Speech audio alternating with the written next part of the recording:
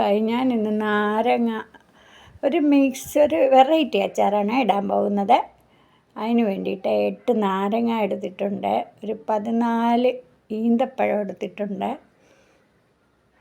പിന്നെ 2 പൈനാപ്പിളും കൂടെ എടുത്തിട്ടുണ്ട്.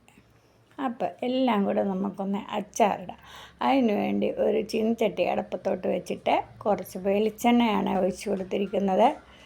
ഞങ്ങളുടെ വെളിച്ചെണ്ണ ശുദ്ധമായ വെളിച്ചെണ്ണയാണ് കേട്ടോ. ഞങ്ങൾ ആട്ടിച്ചെടുക്കുന്ന വെളിച്ചെണ്ണയാണ്.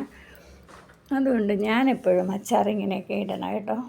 അപ്പോൾ കടുക് ഇട്ട് കൊടുത്തു, ഉലുവ ഇട്ട് കൊടുത്തു, വറ്റൽമുളക് ഇട്ട് കൊടുത്തു, പിന്നെ വെളുത്തുള്ളി ഇഞ്ചി ഇട്ട് കൊടുത്തു, വേപ്പില പച്ചമുളകും ഇട്ട് കൊടുത്ത് നന്നായിട്ടൊന്ന് മൂപ്പിച്ചെടുക്കണം.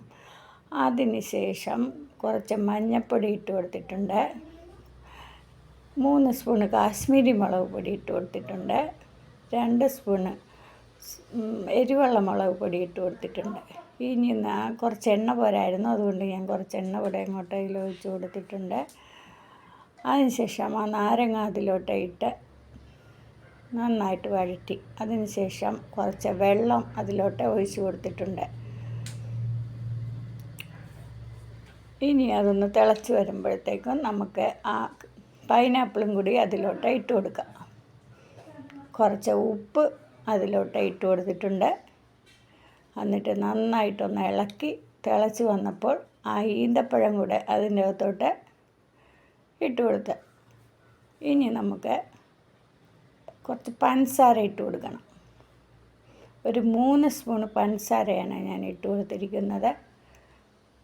ഒരു 3 സ്പൂൺ വിനാഗിരിയും കൂടെ ഒഴിച്ച് കൊടുത്തിട്ടുണ്ട്. ഇനി നമുക്ക് 1 സ്പൂൺ കായപ്പൊടിയും കൂടെ ചേർത്ത് കൊടുക്കാം. അപ്പോൾ നമ്മുടെ അച്ചാർ ഏകദേശം റെഡിയായി വന്നിട്ടുണ്ട്. എല്ലാവരും ഒന്ന് ട്രൈ ചെയ്ത് നോക്കണം കേട്ടോ. എൻ്റെ വീഡിയോ ഇഷ്ടമാണെങ്കിൽ ലൈക്ക് ചെയ്യാനും സബ്സ്ക്രൈബ് ചെയ്യാനും ഒന്നും മറക്കല്ലേ. ബൈ.